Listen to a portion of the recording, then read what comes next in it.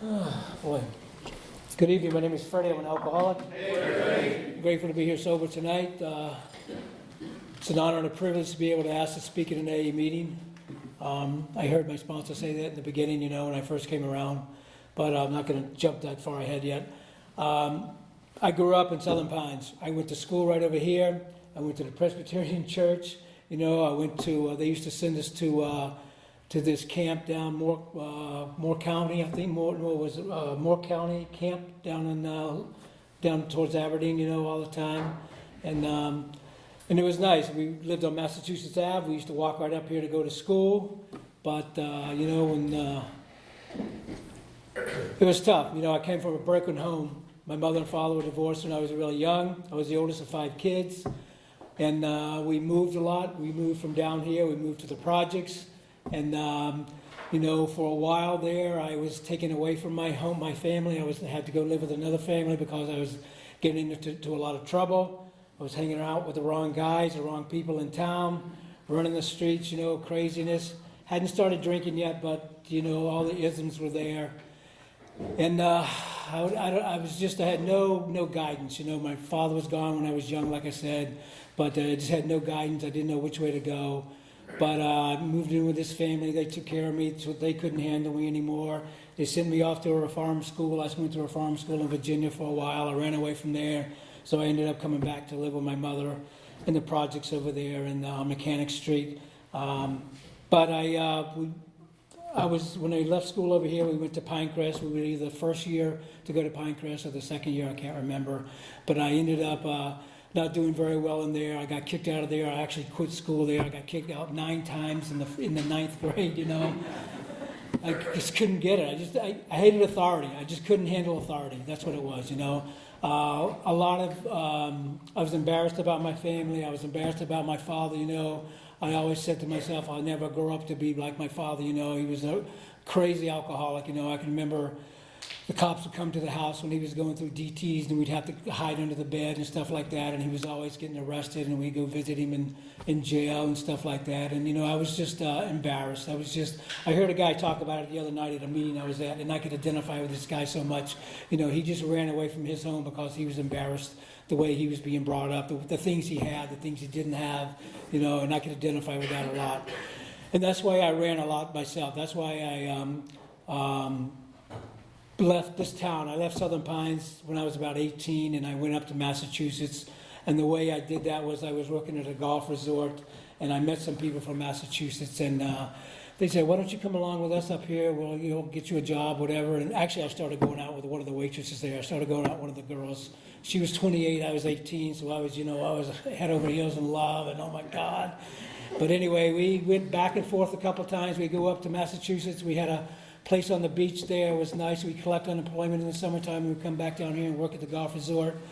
And, that went on for a couple of years, and the relationship didn't work out. I stayed up in Massachusetts, and but what I learned when I first went there, I was in heaven, I found out you could go out to any bar and order a liquor by the drink. Where I was drinking at down here in Moore County, they didn't have liquor by the drink. It was only beer and wine. And one of the big bars I was hanging out, I don't know if anybody can remember Flynn's down on Broad Street, right on the corner there. Boy, well, that was a hot spot for us. We used to hang out there and drink all the time. But they only had beer and wine. No one had mixed drinks. You couldn't get mixed drinks. But there was a quick story about Flynn's. The people I was hanging around with from Massachusetts, we liked to take the train up to Massachusetts because it took about 12 or 13 hours, and you could sit in the club car and drink for 6 hours. And we used to make this jug of jungle juice, and we go from Flynn's when it closed at 2 a.m. We jump on the train, and we drive the train all the way up to Massachusetts for like 10, 12 hours, and we drink out of this jug, I don't even know what happened. Who knows? We were passed out by the time we got out of Flynn's, probably. But anyway, that was just a crazy time. That was just what I was into. I was into drinking. Drugs came into my story a lot. They are in my story, It was whatever got me outside of myself.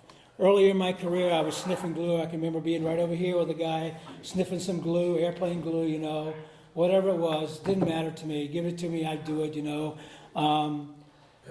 To back up a little, I was sticking a needle in my arm when I was about 16 or 17. That lasted for a little while.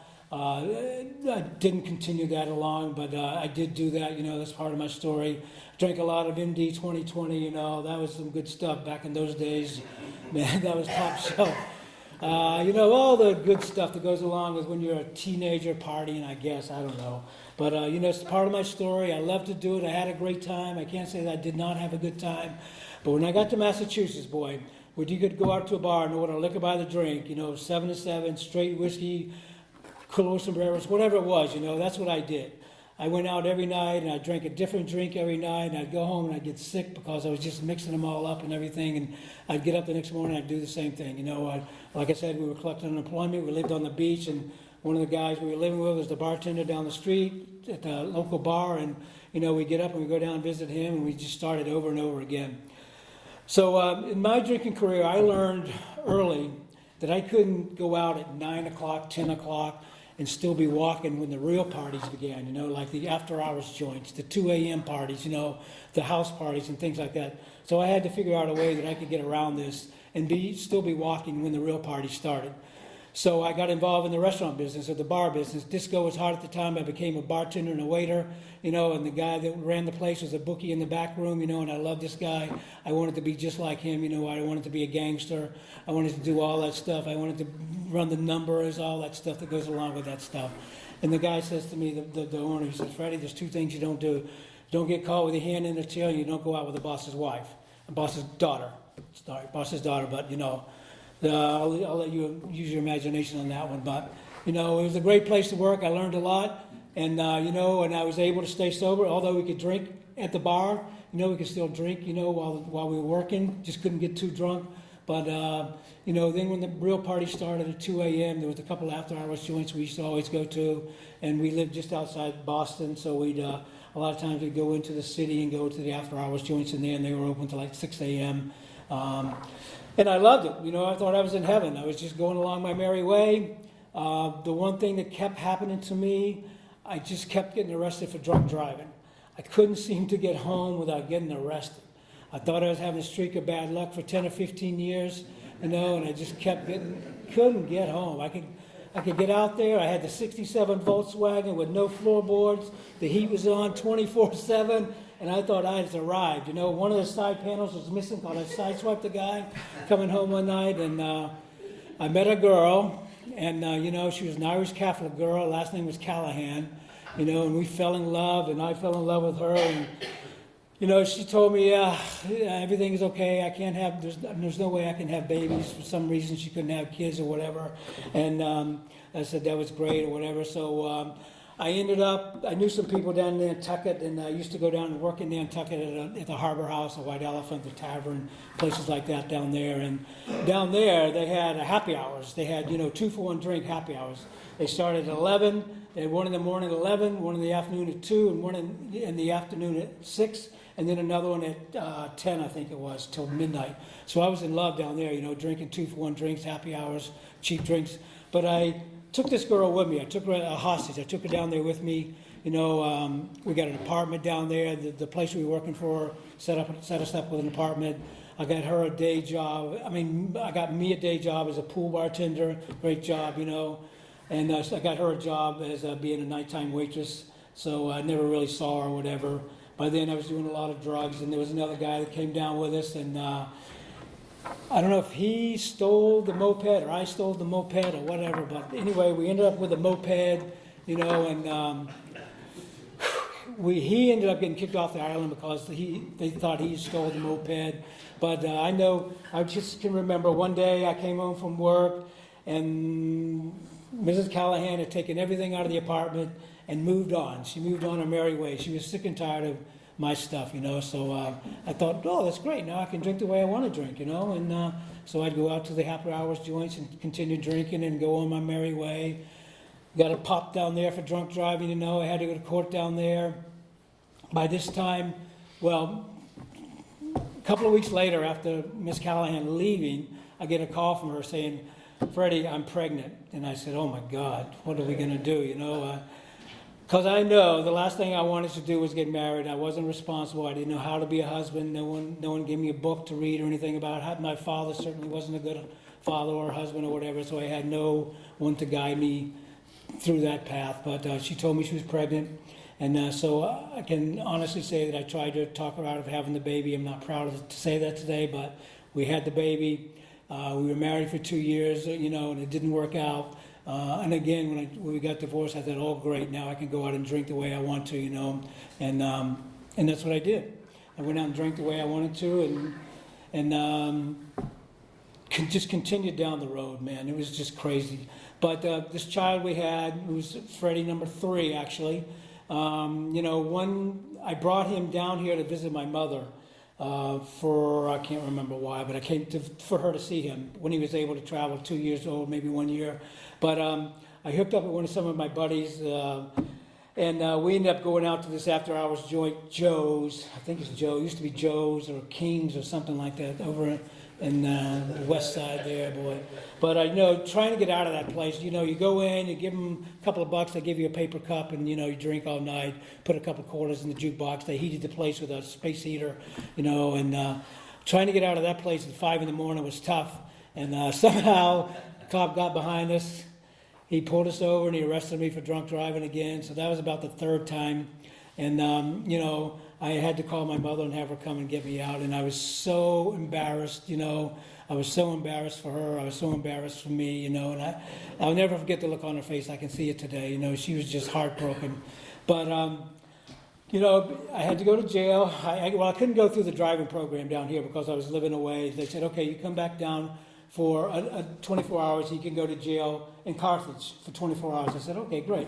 So the old Carthage jail, let me tell you, they were dirt floors. Bumped into a couple of guys I went to school with over there. They were in there, just happened to be there. And, I said, man, we got to come up with a story. We got to come up with something because I keep getting arrested for drunk driving, and I don't know what to do about it. How can I get around it?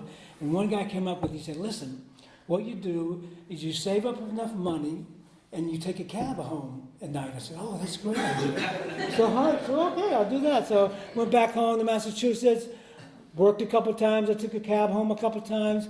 The night came when I was sitting in the Chinese joint, and I had $10 in my pocket. And I was pretty well on my way. It was last call, and I had the choice to either take that cab home or have another shot and a beer, Sambuca and a beer, and being the good alcoholic I was, guess what I did? Took the shot and the beer, So I jumped in my Volkswagen, tried to drive home, went the wrong way, across the wrong bridge, ended up down in this place called Neponset Circle, and where the Metropolitan Police always sit. It's like the Stadies here, I guess, but they bagged me right there at that Neponset Circle, and the guy popped me in the back of the paddy wagon, and took me down a couple of towns over to take the breathalyzer, and the breathalyzer machine was down that night. So I said, oh, now I can maybe talk this guy out of arresting me for drunk driving. So I hopped in the front seat of the paddy wagon. So he had to take me down to Boston to give me the breathalyzer. So I figured I'd hop in the front seat of the car, the paddy wagon, see if I could talk him out of arresting me. So I said, hey, how you kids doing? Where do they go to school? This and that. And he ended up arresting me anyway. I blew such a high rating on the breathalyzer that night that the judge suggested I go through phase 1 and phase 2 of a driving program. Although I'd already been through a couple of phases already. But this was a little more intense, The first phase, this was way back in 87, so you only had to go for like 6 weeks. And I can remember you had to sign a contract saying you wouldn't drink for 6-7 weeks, and I signed the contract. I went to all the classes, I would say pretty much 99% of the classes I went to, I was either hungover, drunk, or hadn't been to bed the night before. Hooked up with the same people just like me. I sat in the back of the hall, and we went out after the meeting, and we drank, because I went to day classes because I was working evenings.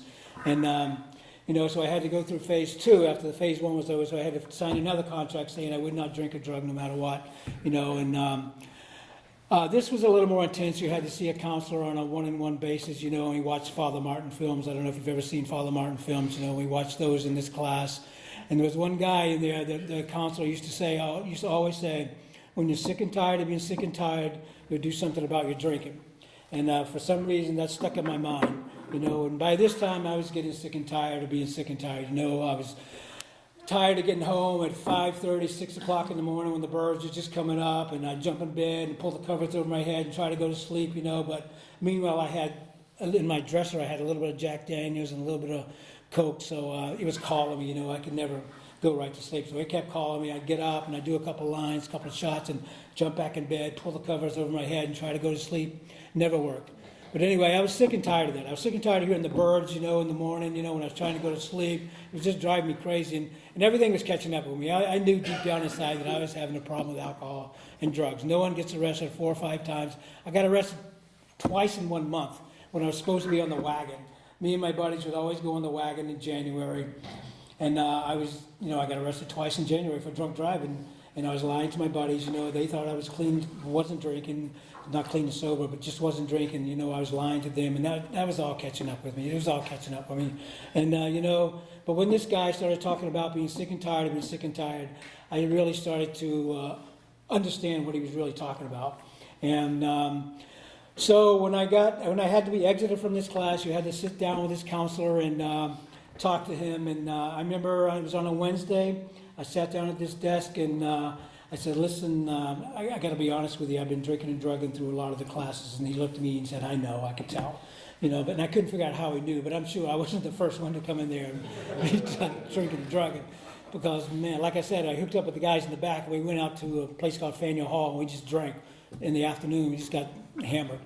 But, the most important thing was this guy reached in his desk, and back in those days up north we had what we call a meeting list book, and it was a list of all the meetings on the South Shore where I lived, and he pulled out that book, and this was on a Wednesday. We circled a meeting for the next day, which was a Thursday, and he said, "Why don't you try to get to this meeting the next day?" And I had no idea where the meeting was. It was in a church, but they didn't have GPS back then. I had to look it up on the Yellow Pages. But I ended up getting to that meeting. It was a 10 o'clock meeting in the morning, and there was a discussion meeting. And I snuck in the side door, and I sat over. There's a big hall. I sat over by the piano, and I don't know what was said. I don't know who was there, what went on. But at the end of that meeting, the guy came up to me and asked me if I was new, and I told him I was. He gave me a little card, and he said, "Before you pick up a drink, pick up the phone." And this guy started to become my sponsor. So I went home that afternoon. He said, "If you're serious about not drinking, you go home and give me a call tonight. We'll go to a meeting." So I went home, I dialed the number, and he answered and I hung up. I dialed the number again, he answered and I hung up again. Finally, the third time, I got enough guts to talk to the guy. And his name was Dickie O. He sponsored a lot of people on the South Shore, helped a lot of people. And he became my sponsor. I didn't ask him to be my sponsor then, but he just kind of latched on to me. I started hanging around with him. One of the most important things is that I wanted what he had. I knew he was happy, joyous, and free, and I could tell. He had a lot of people hanging around with him. He sponsored a lot of people. I could tell. I knew. But he asked me that one question in the beginning also is, "What are you willing to do to stay sober?" And I said, at the time, anything. And at the time, I was willing to do anything because I wanted the court system off my back. I wanted my ex-wife off my back. And I wanted my car insurance to go down, even though I never had car insurance. I get the sticker. I get the insurance long enough to get the sticker that goes on the back. And up north, you have to have a registration sticker in your windshield. And my buddy that works in the bookie in the back room used to sell them for $50. So we'd buy them, we'd put them on the windshield, and off we'd go. And I'd never pay them. I know these guys are mints or whatever. I know these people money. But anyway, that's how my life was going. That 67 Volkswagen was still moving, still going. And it was a great car, but man. So this guy, Dickie, became my sponsor. He got me involved in the steps the first week I was here. First couple of weeks I was here, we had to go to a step meeting every Tuesday night, and that's what we did. There was a big group of us that all went to the same step meeting every Tuesday night, and that was good for me in the beginning. He got me involved in the big book right away. He was involved in a group. He got me a job in that group. I became the greeter of that group, and me and another guy were the greeter. And, there's a couple of rules he had. You sit up front. And you get to the meeting 15 minutes before the meeting starts, and you be up front so you can get ready to hear the message. And that's what I did. I needed some guidance in the beginning for me, and he gave me that guidance. He showed me the way. Like I said, he had what I wanted. He was free. He was joyous. He was free. Had a lot of friends and all that good stuff. So I kept coming, and I kept coming, and my sobriety date is January 3rd, 1987. I haven't had it necessary to pick up a drink or drug since. Hasn't always been easy. Along the way, many things have happened. The last couple of years have gone through a lot of transitions. I've relocated here from Massachusetts Like I said, I'm originally from here, but I relocated back here after being away for at least 40, 45 years, you know. A lot of changes have happened. You know, along the way, when I first got sober, I met another girl. We got married in the fellowship. You know, she was sober, I was sober. She had a son, I had my son, Freddy. And so we kind of brought two families together, you know. And it was difficult at times. It was very difficult trying to bring two families together, especially when the kids are young and they become teenagers or whatever. But, you know, I remember one time we had to go to some counseling, and I said, okay, we'll go to marriage counseling. I thought it was great. The one thing that I learned in the marriage counseling, that I had to learn to argue fair. I didn't argue fair. I was always talking about something that happened last week, something was going to happen this week. You know, I never kept the conversation on the subject we were talking about then. So I learned a lot about how to argue fair, and you know, it was good for me then, and that was really nice. But you know, the kids were wonderful. They ended up going to college. The best thing I always love to tell when I tell my story is when my kids went to college, I always would bring them to college and drop them off, you know, because I loved it, because it was never done for me, you know, and I felt like it was the father thing to do. But being boys, you know, they were 17 or 18, and they went to big colleges, and, you know, every time I'd drop them off out in front of the dorm, I'd make them give me a big hug, or I'd give them a big hug, you know, and they hated it. I could feel them cringe when I hugged them, but now, every time when I see them, they give me a big hug, you know, and that reminds me of that every time I see them, you know, and that's really one of the joys that I've really gotten out of, you know, the kids. You know, my sons have been able to give me my medallion. It's a little different up there. Someone usually presents you your medallion up north where I come from. And so it's been a special occasion when they've been able to present me with my medallion, you know. But time goes on. My wife and I, we bought a house. You know, the kids went to college, moved away. My wife she was a nurse. She worked in the Suffolk County House of Correction for many, many years. And she retired, and I was going to retire. And this past 2 years ago, August, my sister turned 60, and we were all going to get together in Myrtle Beach and have a little party. And my wife and I were planning our retirement, so we had actually looked at a place in Wilmington. We were going to rent. So while we were down in Myrtle Beach, we went over to Wilmington. We signed a lease on this place in Wilmington, and I was on a Wednesday also. The following day, on a Thursday, I came home, and on a Thursday morning, she had a stroke. And this was in Myrtle Beach. She had a stroke. The ambulance came in and took away everything. She spent 7 days or 8 days on a ventilator, you know, and it was tough. Whether they gave her her last rites, you know, they came in, and, you know, we made all the arrangements and stuff like that. And on the 8th day, she started to breathe again. She started to come around. So everything, you know, she was able to get out of the hospital. We were able to put her on a plane and bring her back to Boston. I thought that I could take care of her, you know. She ended up having another stroke. I thought that I could take care of her in our house. We had a two-story house, you know, and it was impossible. Yeah, I just couldn't do it, you know. It was just too much work, too much for me. It was a full-time job, you know. So we ended up putting her in a rehab, and, you know, again, she came out of the rehab. I brought her home. I thought I could take care of her. Didn't work out. I couldn't do it. So eventually, you know, we were planning on getting her into some type of long-term care. But one Sunday morning, I came home from walking the dog, like I usually do every morning. I, you know, let her sleep until I was going out to walk the dog. And I came home on a Sunday morning, and by this time, she had a visiting nurse that used to always come in and help her with her pills and her all kinds of stuff, you know. But that Sunday morning, the visiting nurse called me and said, "Can I come over a little early?" And I said, "Sure, no problem." So he came over about 8:30, and I met him, and we both went up to the room, and she had a heart attack. She died. So that was tough, very, very, very tough.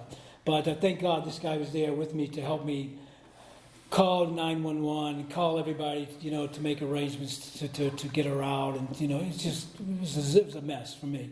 But, you know, but what I did the following day, I went to an AA meeting. I spoke about it. I raised my hand. I talked about it right away. And, you know, I believe for me that the fellowship started to come into my life that day, because more people around at that meeting came up to me and said, you know, this happened to me. You know, I had a sibling go through this or whatever, you know. They gave me their phone numbers. They spent some time with me and different things like that. And And they got me through it for that day anyway, and but making all the arrangements, having the kids come over and everything like that, it was really, really tough. And it's still, it's tough today, I still have a lot of feelings about it, of course, but I firmly believe I didn't have to drink that day, and I've learned around here, no matter what happens, you don't have to drink, whether good, bad, or indifferent, no matter what happens, you don't have to pick up a drink. And I've learned that for me. But more important is the fellowship really came into my life on that day because they were there for me. A lot of people helped me get through the ceremony, the burial and all that stuff. And there was more people from AA that came to the funeral than there were actually normal people, whatever, lay people. So that was really nice too. And, maybe I used to hear people all the time from the podium say, oh yeah, my relative passed away, and there was more people from AA that came than the normal people, and I didn't really believe them, but it happened to me. It did really happen to me. More people from AA came, people from different groups that I was in, they came and they supported me, and I got through it. I'm still getting through it today, but it's a little easier today to talk about it and get through it. But life happens on life's terms. Sometimes you have no control over what's going to happen, but fortunately, the guy let us out of the contract down in Wilmington or whatever, but that's nothing to do with anything. But that was nice. I was gonna move back here anyway, closer to my family. I wanted to do that. So, when she passed away, I said, "Oh my God, what am I gonna do?" So I packed all the stuff up in the house, got rid of everything, and I thought, "Oh my God, I'm getting out of here." And I had talked to my sponsor and talked to other people, and they said, "Freddie, you should probably relax a little bit. Take it easy for the winter, before you try to sell the house or whatever." And so I had some downtime, time to grieve and stuff like that. And I went through that, and I sold the house back in August, and it was tough to do that after being there for 30 years, and with the kids and everything in the neighborhood. We had a close neighborhood, but I got through that too, and I transitioned back down here. I'm living with my sister and her husband right now. It's tough living with relatives sometimes, it can be tough. So I actually have my own apartment that I just got that I'm going to be moving into February 9th. I'm scared to death to move into a place by myself. I don't know what's going to happen. I don't know what's going to go on, or expectations or whatever's going to go on. But, I'm going to take the step. I'm going to go through it and walk through it, and with the help of my higher power, who I choose to call God, and the people in the fellowship and everybody, I'll get through it a day at a time. I'll just walk through it. A lot of things I learned in the beginning from my sponsor was, about asking for help, getting down on my knees in the morning and asking for help, and a lot of stuff I learned through the steps. I learned that my life was unmanageable when I first got here because I was facing jail time again for drunk driving. Step 2, I came to believe that, in a higher power. I have a higher power in my life today who I choose to call God. And I go to him for everything. I go to him. I was with him all day today about this speaking tonight. I was so nervous about it, Didn't know if I was going to say the right thing, the wrong thing, what to say, whatever. But, it works out just the way it's supposed to. And I know for me that he's always there for me, when I reach out to even when I don't reach out, he's always there. One of my favorite prayers during my day for me is just make me grateful. I just say, make me grateful. And I know I heard around here, a grateful heart will not drink.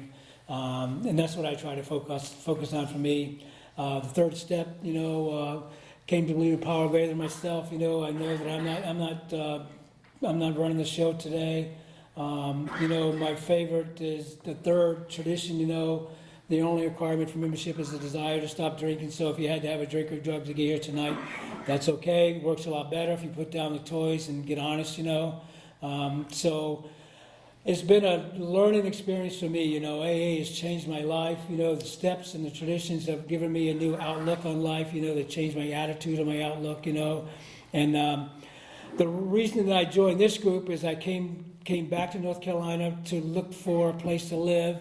And I knew this group was here, and I came to this group, and the people were very welcoming to me in the beginning when I first came here. And there was actually a gentleman that gave me a card with his name on it, So I figured, wow, that must be another godsend or whatever, because my first sponsor gave me that card, said pick up that drink before you pick up a drug, And that sponsor passed away. I had a tough time with that, I used to visit him at the VA all the time, and he used to say to me, Freddie, when I pass away, you're going to have to get another sponsor. And I didn't think he'd ever pass away, but, he was on the drip, and one day I went in there and he wasn't alive anymore, and, it broke my heart. But it took me about a year to get another sponsor.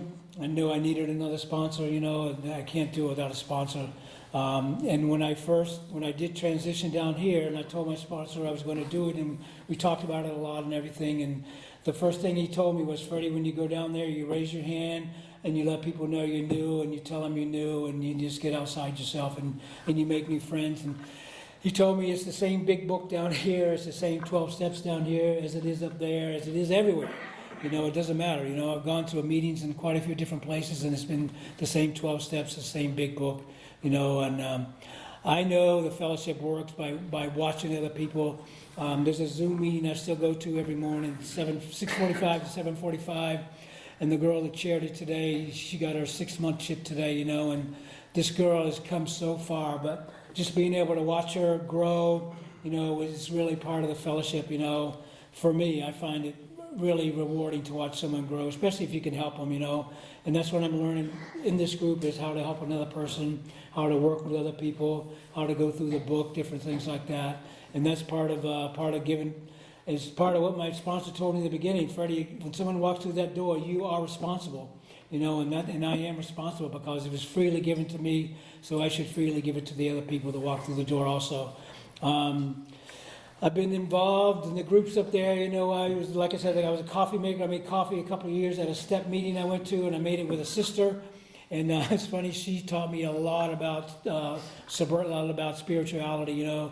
She taught me different, how to pray, different prayers and things like that. But it was really nice to do that with her for a couple of years before COVID.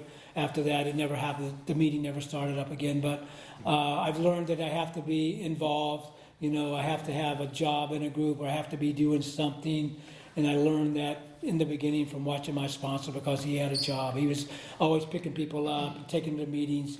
And I used to say to Dickie, Dickie, I don't think I have anything to offer. I don't feel like I'm doing anything like that. And he showed me the 12th step where it says, there's many, many ways around here to do 12-step work, whether it be making the coffee, picking up people for rides, just sitting at a meeting and showing other people that the fellowship works, and that's how I learned to give back in the beginning when I didn't think I had anything to offer, and that made me feel a part of. So, I'm grateful to be here today. There's a lot of things I do for myself in the morning. I have a couple of readings I do. I read page 552 out of the big book, which talks about resentments.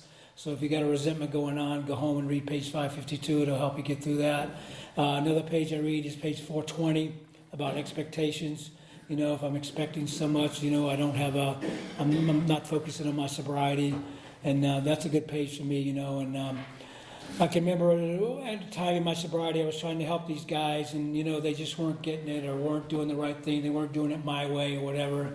And Dickie pointed out to me, he said, Freddie, go home and read page 96 of the big book, the first paragraph. And it talks about some people just aren't ready. Some people, you have to let them go, but don't waste your time on people that aren't ready, when there's other people out there to help. And that's what I've learned around here. There's so many ways to give back in here. So I'm going to keep coming. I'm grateful to be here. Like I said, I read a lot of stuff in the morning for me. I read a men's book. I read the 24-hour book, and I go to my Zoom meeting in the morning. I've learned that the magic is in the halls. The magic is not home, clicking the clicker, watching the TV.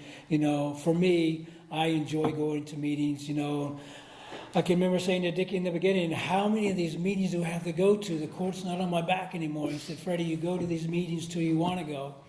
At the time, I didn't understand it, but today I know what he means. I want to go to the meetings because I want to be there. I want to hear the message. I want to hear the person that comes in that says it doesn't get any better out there, whether, it was drugs or alcohol or whatever. But so I don't want to miss the message, I don't want to be sitting at home doing the clicker. I consider this being my medicine, being at a meeting, trying to listen to other people, watching people. Dickie used to always say to me, watch people, Freddie, watch them, just watch them, see what they're doing, the action. It's all about action around here, he told me. He said, don't tell me what you're doing, show me what you're doing. It used to be the ABCs, ashtrays, brooms, and cigarettes, or ashtrays, brooms, and, was that cigarettes? Yeah, something like that. Anyway, So, the fellowship has saved my life. Where I'm at today is not where I want to be, it's where I am. I enjoy being back in Moore County. Today I'm retired. I didn't think I'd ever retire. I didn't think I'd make 40. Trust me. I didn't think I'd make 40, but I did, And I was able to retire, and I'm enjoying it right now. I'm just taking it easy. I have a little yellow lab. I walk around a lot, One time I was at a meeting, I was talking about, we had a couple dogs, and I was talking about the dogs, and a lady came up to me and she said, dog spelled backward is God. And I didn't even know that, and I realized that. But it was kind of nice to hear that, whatever it means, but it was nice for me to hear. But, so she brings me a lot of joy. She's a wonderful dog. She's a service dog, so she's really affectionate. But, Moore County has been so great to me since relocating. I've met a lot of people, going to different meetings, people have opened up their meeting to me. There's always coffee there. There's always conversation. Not only just in Moore County, but I've gone different places also. Gifts of sobriety is, one of my sons got married in France, in Paris, France, and my wife was alive. We went to that wedding, He got married at the Ritz-Carlton, imagine that, in Paris. What a wedding. It was unbelievable. I didn't have to drink. I went to a meeting out there. I went to a couple of meetings out there. I just got back from Maui. My other son got married in Maui. I hooked up with some meetings out there. I found some meetings. I went to a morning meeting every morning at 7 o'clock in the morning on the beach, and I met all the islanders, and those are cool people to meet, And it was right down the street from where they had the big fire, too. So there was a lot going on out there. But, AA is everywhere. And they were reading out of the same big book we have here and the same 12-step book, too. Couldn't believe it. But, AA is everywhere. AA works. I've learned that AA works if I work it. I have a sponsor, I have a group. I try to do the best I can on a daily basis, and that could be from anything from picking up trash on the sidewalk, opening the door for a lady in the grocery store, or whatever it is, whatever makes me feel good, whatever makes me feel like I'm giving a little bit back. And that's what I try to do on a daily basis. So, I could go on and on and on about how grateful I am, about how good the Moore County AA has been to me since I've relocated, and I get to pretty much a meeting every night, which is, I don't know, good or bad or whatever, but I've gotten to know some really nice people, and people have always had their hand out welcoming me, and, the coffee's been good too, and, and that's a plus. And I'm going to tell you, AA's a little, not AA, but the way they do things are a little different down here, but that's okay. At this meeting here, I was sitting right over there one night, and a lady spoke, and she said, I'm from a different part of the United States also, not also, but I'm a different part of the United States. When I first came here, I thought AA was so different, and she said it was. And I had to learn to sit there and just keep my mouth shut. And that's what I have to do sometimes, is just sit there and keep my mouth shut, and just do it the way they do it here, and that's the way it's done. It works. And that's the good thing about it. It works no matter where you are, what you're doing. I've been able to go to prison with Dan, once or twice. I've been able to go to detox with my group, that's a really good thing for me, because up north we had what we call commitments. Every group would go to a different group and put on a little commitment. Every person in that group would get to go speak at another group. And so you got to tell your story maybe 2 or 3 times a week sometimes, but not for an hour, not for 45 minutes, but, 10, 15 minutes or whatever. But, that's the one thing that I miss is going on commitments. But what takes that place is going to a detox, because I get to go there and share with people. I've never been to a detox. Never. I've been to jail, but not to a detox. So that's just a yet for me, a detox, because believe me, I could be there in a minute. But, it's nice to be able to laugh. It's nice to be able to feel comfortable in my own skin sometimes. Going through, like I said, transitions, it's all part of life, I guess. I'm just trying to grow up. Just suit up and show up is what I learned also. Buddy called me today. He was celebrating his anniversary from up north. I helped this guy. We sponsored each other a little bit, and he was telling me he just celebrated his birthday, his anniversary, and, we just chatted on the phone for a little bit, and it was so nice, It was just so nice to be honest with someone and talk about what's really going on in his life and my life. My old sponsor called me a couple of weeks ago just to say hi.